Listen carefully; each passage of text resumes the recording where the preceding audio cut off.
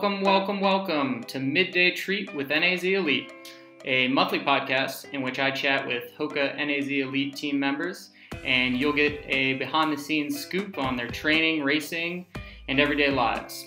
I'm your host, Eric Senseman. You can find our monthly podcast on SoundCloud by searching HOKA NAZ Elite, and you can learn more about the faces behind the team by visiting their website, nazelite.com, their Facebook page, Northern Arizona Elite, or their Instagram and Twitter, both at NAZ_Elite.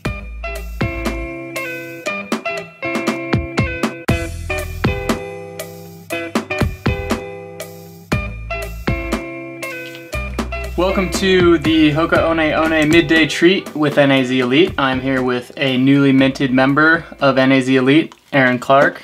Erin, welcome. Thank you. First time on the podcast, so we're going to get to know Erin in this one, and then I'm sure she'll be back on the podcast after some races, which we'll get to later on. What kind of races are coming up? But I want to start with moving to Flagstaff. I don't know how that's going overall, but I do know you had a little bit of an issue getting here today, so I think it'd be worth asking you about. Oh, yeah. So I was rushing out of my apartment, and I generally just kind of like turn the little inside lock and then shut the door behind me, so it's easier than locking the door after you've shut it. Really bad idea. So I lock my car keys and my house keys inside my house. I run down, and I go downstairs into my garage, and I was like, oh, but my car's unlocked. I think I have a spare. Oh, I'm fine. And so I text Ben that I'm being a little late, and grab my spare. I go upstairs, and my spare doesn't work. No. And so I'm locked out of my apartment. Kyle, the intern, had to come pick me up. Don't know how I'm gonna get back in. So in a sense, you're homeless right now. Yes, I am. Yeah, I thought about climbing up onto my balcony railing to get in, but it felt a little risky, and I didn't really want that to be why I get injured. Yeah. Right as I joined the team, it didn't seem like a good idea. No, that seems like a bad reason to get injured. Smart move. Yeah. Smart move. So you'll retrieve those hopefully at some point today. So I would like to. Sleep. Yeah. Well, we'll take many steps back before getting back to present day. You grew up in Eugene. Yep. And Eugene has its reputation. What was that like? So I just imagine, like, if you're not from Eugene and you're a runner, it's like, oh, Eugene, Hayward Field, there's all this history. But I wonder if growing up there, you don't, I don't know, recognize that as much? Or maybe you recognize it more? I don't know. I think you don't quite recognize it as much. At least that was my experience. I mean, I definitely knew it was this town that was really interested in running. And, my family had some ties to running, and so I grew up going to, like, the pre-classic and stuff like that. So I had some sense of it, and I really loved all of that. But, like, they have all-comers track meets, like a lot of cities do. Sure. But they're hosted at Hayward Field. Right. And so that people from out of town always get so excited, for the NCAA championships, like, oh, they get to run on Hayward Field. It's an amazing thing for the first time. It's like, I ran on Hayward Field when I was 5. Like, in the 100-meter dash, I was probably, like, 12th out of 13 people. Sure. That's awesome. But, yeah, so that was a little different. Right. But, yeah, even, like, the high school state meet, right, is held at Hayward Field. High school state meets at Hayward Field. And actually, I don't think they do this anymore. Well, now they definitely don't because it's gone. But I did my middle school district meet at Hayward Field, too. Really? Yeah. Wow. That is super neat. Yeah. Do you look back at it now and kind of think, oh, wow, that was pretty cool? Yeah, I think mostly just because other people have been like, what, you ran there how many times? And like, for that small of a meet, you ran there? It's like, yeah. Yeah. So. Well, and do you think it occurred to you, I mean, Hayward Field is going to get, like, people there to watch a meet. That's not true of, on that scale of meets around the country. So did the fanfare seem normal, or again, like, looking back, are you like, wow, that was pretty special, like, a lot of people were there to watch track? Yeah, at the time it seemed, more normal. Right. But yeah, now, like, when I think about it, I'm like, I'm sure there was so many more people there watching my high school state meets than most places across the country, which is pretty special to have that experience. And you could definitely feel it. Like, the crowd was loud, even when it's just this little high school runner. Sure. Yeah, that's super cool. Do you did that make it easy to? So I know your aunt ran at Oregon, so you have some history with running at a high level in your family. Did it make it easier to like be interested in running because of the interest, you know, track and field has in Eugene? Yeah, I think so. Yeah, my family was kind of into running. Like my mom ran all the time when I was growing up. And she and maybe my aunt too, I'm not sure, were kind of helping out with my middle school track team. And so that's kind of how I first got into it. I was a soccer player, and my mom was like, hey, like, you should go out for track. And I was like, all right. And, like, jogged a few miles a couple times, then went out for track in middle school. Okay. And pretty much right off the bat was like, ran a couple races, was like, I'm pretty good at this. Like, I might stick with this. Sure. So, yeah. Was that a love of competition or of, being good at something as much as it was, like, running itself? Yeah, it was, I think most of it was a love of, like, kind of seeing success in something. Sure, yeah. sure. And then I think I grew to love running more right. As I continued. But so, like, if your family had a history of competing in water polo or something, and you were, like, thrown into it as a kid and you were good, like, you think you would have kept doing something, Yeah, I think there's a good chance, something like that. I actually did play water polo. Did you? Well, so I really wanted to quit swim team because I hated it. Okay. And so my mom was like, well, over the summer, then you have to, like, do something. And I got, like, semi-forced into doing this summer water polo league for a couple years, and I was just terrible. Just so bad. I couldn't even catch the ball because my hands were too small. So you weren't such a bad swimmer, but the act of swimming and... Yeah. I just couldn't catch the ball. Right. It's a pretty important part of water polo from what I've seen. Yeah. I know very little. Well, you also were a Nordic skier, right? Downhill skier mostly, actually. Oh, downhill? Yeah. Okay. Yep. That was my winter sport. Okay. What was the closest resort? Where would you go ski? We generally trained at Willamette Pass, which is a really small mountain, about an hour and a half from Eugene. Mm-hmm. And then we would go up to, like, Mount Hood and then Mount Bachelor for bigger stuff. Cool. So in the Eugene area, is that a big sport, like downhill skiing?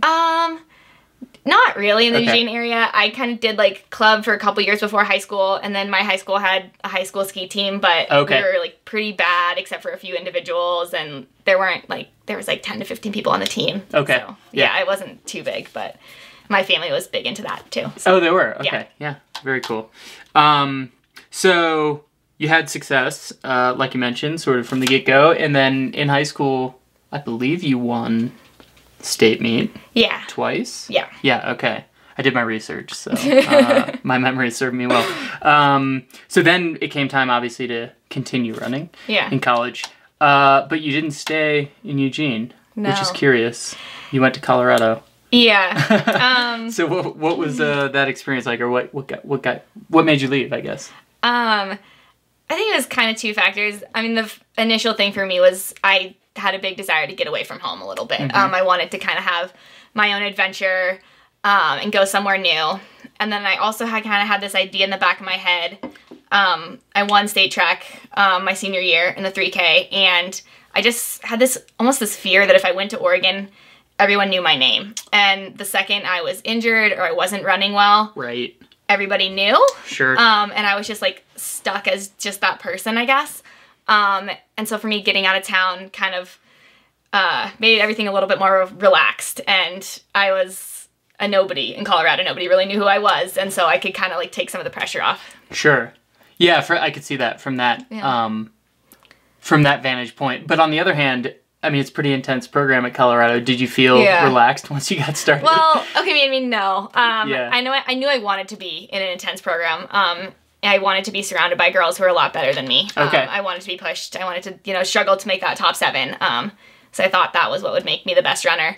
And yeah, no, like, I definitely, like, I put pressure on myself, but I was lucky to go in with a class of, 7 freshman women, and I had people struggling right there with me, I guess, and other girls from sea level, who had to adjust to the altitude, and yeah, so. So it was largely just the ladies you would be competing amongst and with. They drew you to Colorado as opposed to the coaches or the place, or was it kind of all of those things? I think it was all the things. Yeah. I mean, it was kind of, a lot of people maybe say this about college visits, but I went and, I got to know the coaches a little more. I knew some of their reputation. Sure. I saw, the beauty of Boulder, and I met the people on the team. I just felt like I fit in really well with all of them. And I think it was just, like, this culmination of, like, I can really see myself there. Like, I saw it as the right fit pretty immediately once I got there. Sure. I imagine if you've been tasked with speaking about your college career, inevitably someone asks you about running with the Buffaloes. Is that true in general? Actually, no one has. Really? Wow. Yeah. Okay. No one has. I guess I run in different circles. I mean, I've read the book. I read it before I went there, and I was like, oh God. Is that right? Yeah, I think I read it my senior year of high school or something like that. And I was kind of like, what have I gotten myself into? But how did the reality sort of mesh with that book in terms of like, how intense or how much mileage or like the workouts? Like, is there any? Yeah. Did you find any like truth to what's portrayed in that book? Or yes and no. Sure. I guess it definitely seems like some like.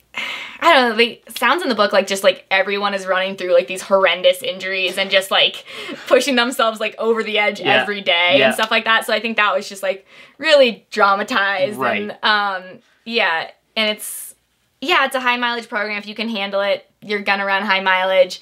And then like, the long runs are a huge staple of the training program, and we run those up high a lot, like every other week or so. Mm-hmm. But it's not only that. I think like, there's people who are pretty low mileage and, who only ever did like 10 or 12 miles for a long run, even as like a senior. Sure. So I think it's a little more like well-rounded than it's portrayed in that book. But I think like some of the key tenets of the training philosophy and their approach is pretty accurate, I guess. Sure. Did it take you a while to adjust to high mileage at altitude, or did you? What did you find? So yeah, the mileage kind of added on slowly. So when I was a freshman, sophomore, particularly as a freshman, I wasn't running a ton more than I was in high school. And as far as the altitude, I think I was just fairly lucky. I felt like within 2 or 3 weeks, I was completely adjusted. I had one workout I remember doing, it was K's at this grass park, thinking like, oh my God, I can't breathe. But that was really like the only day where I was like, wow, this altitude's really difficult. Yeah. Like, for the most part, the transition was pretty smooth for me. Okay. I was going to ask you about some of the like key workouts from your time at Colorado, and now that you mentioned that, I don't know, do you know Andy Wacker? Yeah.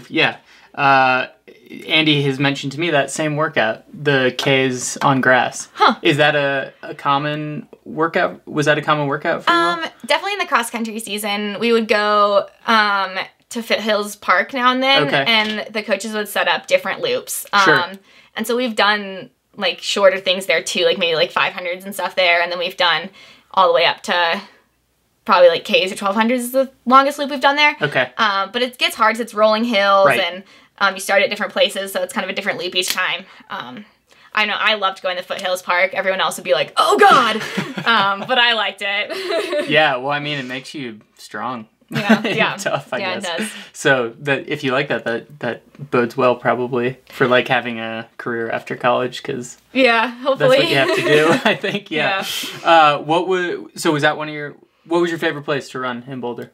It's tough. I'm trying to think. I really like El Dorado Canyon, but it's somewhere I'd really only go on my own on like an easy Saturday. Yeah. I would just do like a 6-mile loop or something like that. Right. But it's a gorgeous place. Same thing with Patasso. For some reason, I just like have this ability to zone out at Patasso and just like jog and like just let my thoughts go. So that's nice. So those, I guess, kind of on my own. And then I like going up high a lot. So I would be kind of hating it, but more kind of loving it when we go to like something like Magnolia. So. Sure. Where it's more, 8,000 feet up there? Something like that, yeah. So, well, we'll get to your transition here to Flagstaff, but I guess 7,000 feet makes you happy. Well, not always in the moment, but... Sure. Well, yeah, reflecting back, since you just finished in May in Colorado, right? Yeah.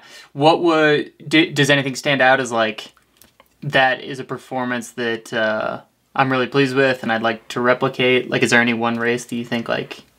Yeah, I had someone ask me this recently, actually. And it could be because it's just really recent, but the one that comes to mind for me is my 5K at the regional meet, actually.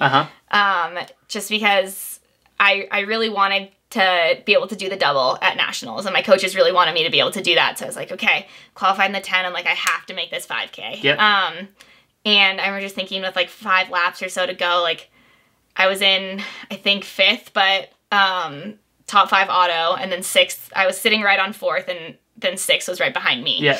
And there are 2 girls who are really, really good kickers, and just thinking like, oh God, I was just like in almost more pain than I've ever been in a race. Like I felt like I couldn't keep going, and I was just thinking like, I might get my doors blown off in the last 200. Right. Like what's gonna happen? But I just kept telling myself like, you have to stay here, you have to stay here. And I actually did it. You know, I did stay there, and like ran a PR and everything. So that one stands out to me just because of like that idea of like pushing through the pain that everyone kind of talks about. Right. Yeah. And were there any, I guess, noteworthy, well, not noteworthy, but memorable letdowns or like the opposite sort of experience when you were at Colorado? Yeah, I mean, anyone who knows my career probably already knows the answer, but my senior year cross, which was not this fall, but the fall before, our women's team was so good. We were talked up all season. You know, I had kind of led the team in most of the races, and then I pretty much phenomenally blew up at nationals, and the team did not win. And so that's definitely the one. Yeah, tough pill to swallow, I guess. Yeah. It took a really long time to get over that one, and it's still like not very fun to think about. Let a lot of people down, I think, but probably learned more from that experience than almost any other race. So. Well, we'll cut this segment out of the podcast and just pretend like it never happened. Yeah. Does that make you kind of hungry to get back into racing cross country? Yeah, I've thought about that a lot. With hopefully 2 cross races on the schedule later this fall/winter. Okay. It would be awesome to get back out there on a cross country course and, you know, prove to myself that I am good at cross country. Right. And that like, was a fluke. Yeah, like end on a really good note. Sure. Yeah, I guess not end, hopefully more cross in the future, but you know what I mean. Right. Yeah, so Ben and I were talking before we started, and the word he used to describe you was versatile. I believe he used versatility, so I'm not sure how exactly the conversation went, but versatility was the word. Because you had All-American accolades to some degree or another in 3K steeple, 5K, cross. Am I leaving any out? 10K. And 10K. That is quite versatile. Does that make you, I suppose, more at ease becoming a pro and like thinking like, well, I have a lot of possibilities as far as like where I could find success? I don't know. I've never really thought about it like that. But yeah, I mean, I hope to kind of, especially here, you know, gain a lot of strength for some of the longer distances. And I think having some of that, you know, shorter distance background and having, hopefully I can like, you know, keep the speed and then kind of add this like strength piece. And I think like that can hopefully balance really well and get me some good results. Yeah, sure. And obviously now you're running professionally. When was there a moment in time when you thought like this is something I want to do after college or maybe even in middle school, like this is something I want to do when I grow up, so to speak? Yeah, I think as soon as like middle or high school, I always kind of had dreams of like running as a professional, but you don't really think about it as like an actual thing that you might do. It's more just kind of this like foggy idea. And that was, I mean, I think it was even like that for the first couple of years of college.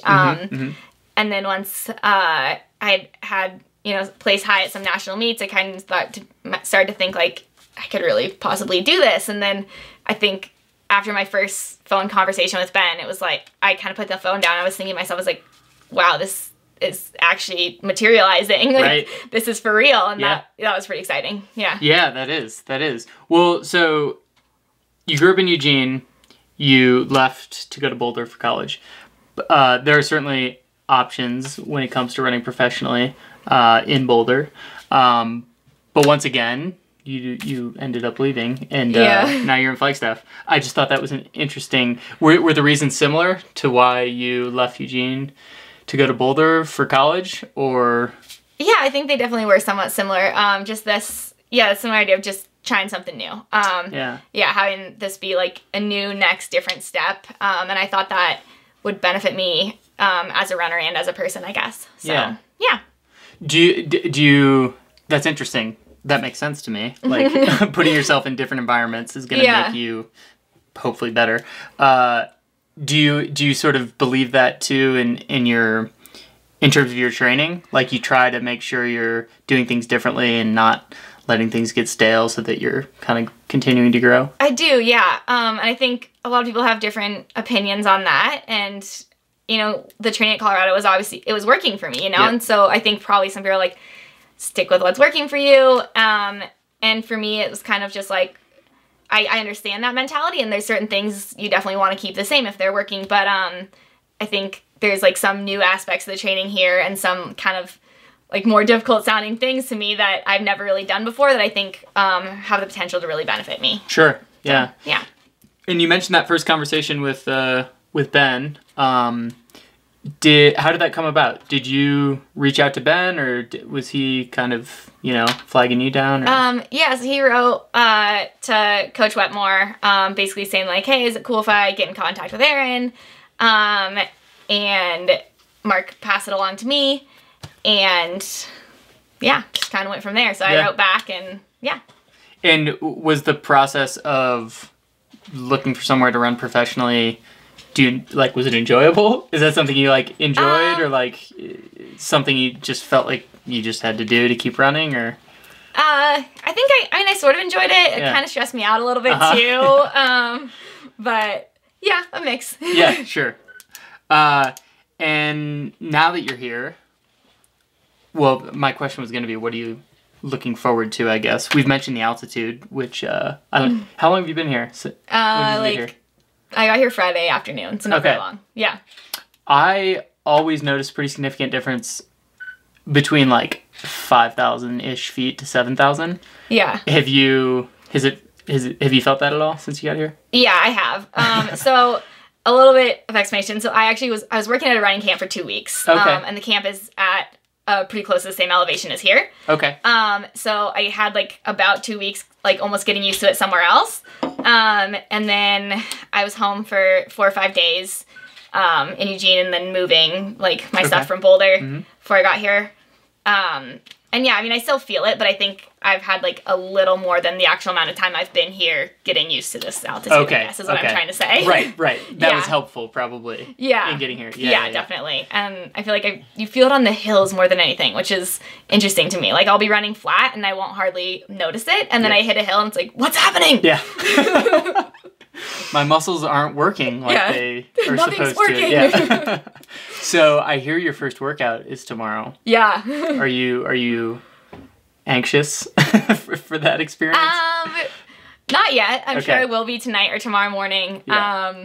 But yeah, I mean, Danny's pretty new here too, so we'll be in it together, which will be great. And I have a reputation for not being a great pacer, and she has kind of the opposite reputation. So I'm hoping of kind of just judging off of her and going out a little conservatively, and hopefully it'll go all right. Sure. Yeah. And she's coming from sea level. Yeah, so she's been here for like a month, I think. That's true. Yeah. Yeah, I spoke with her a couple weeks ago. And you'll be at Buffalo Park, I imagine? Mm-hmm. Cool. Well, it'll be interesting to hear how that goes. Yeah, hopefully it goes all right.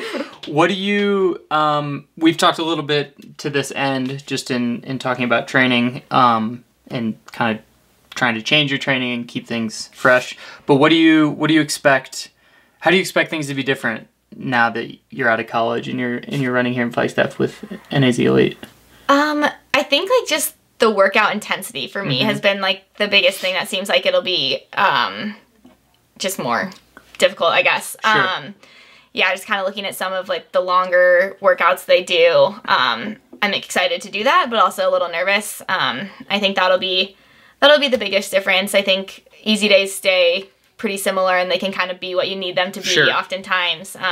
But that'll be an adjustment. And then, yeah, just getting used to town, like getting a job and all those things are always, a challenge. They are indeed. Yeah, you found housing though. Well, you're currently homeless as discussed, but once you find your keys.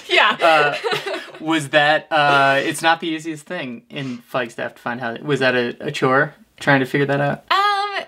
A little bit. But yeah, I found the place kind of quickly, and I was like, oh, this like looks like it could work pretty well.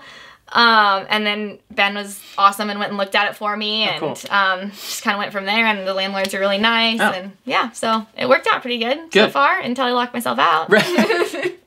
Hopefully that was a one-time experience. Yeah, we'll see. That'll be over with soon. Yeah. So looking ahead a little bit, well, I guess we can look quite a bit ahead and then look shorter term. If things go the way you would hope over the next, I don't know, year, 2 years, what do you, if we sat down a year from now, what would you be able to tell me about in terms of like your accomplishments? Hard to say. I would like to run, PRs in 5 and 10K for sure. And yeah, it's kind of hard to say. I know I'm running club cross country in December, and it would be awesome to make the team there. Sure. So yeah, being able to make a team or two would be awesome. Yeah, and then just would love to break 32 minutes and get under, draw my 5K PR. I'm not really sure what I would be able to do there, but yeah. That was a difficult question. So. I don't usually like to think too far ahead. I like to, make the little steps as I go. Of course. So let's come back to that, I guess. What's the next little step for you? Just getting to comfortable training here, getting fitter. That's pretty much all I'm worrying about right now. Totally. I've only been back for a few weeks or so now. So, still feel like I'm getting in the swing of things, and just want to get feeling good. So you took some downtime after the end of the season? Yeah. Yep. So you're feeling refreshed coming back and getting back into it? Yeah, I took a good couple weeks and just totally chilled out. Sweet. And so I'm feeling, refreshed, excited to get going, and just wanting to work hard. Yeah. Are there any other races? You mentioned the Club Cross in December. Are there any other races coming up you're at liberty to let us know that you're running? I don't think that anything's set in stone yet, but the ones we kind of discussed were potential for the Tufts 10K out in Boston, and then the 5K prior to the New York City Marathon in November. So. And have you had much experience racing on the roads? Never done it. Is that something that excites you? Or? Yeah, I think it'd be awesome, especially the idea of running a 10K that's not 25 laps around a track sounds really nice. It does sound really nice. Yeah. So I think that could be cool for sure, and I've heard the 5K course out there is really hilly. I'm not sure how I feel about that yet. Okay. But yeah, no, I think it should be fun. Cool. Well, I'm sure we'll be hearing from you many more times in the future. So it was good to get to know you. Thanks. And we'll see you back here soon. Thank you. All right. That's a wrap. Sweet. You did it. Sweet. Thank you. Of course.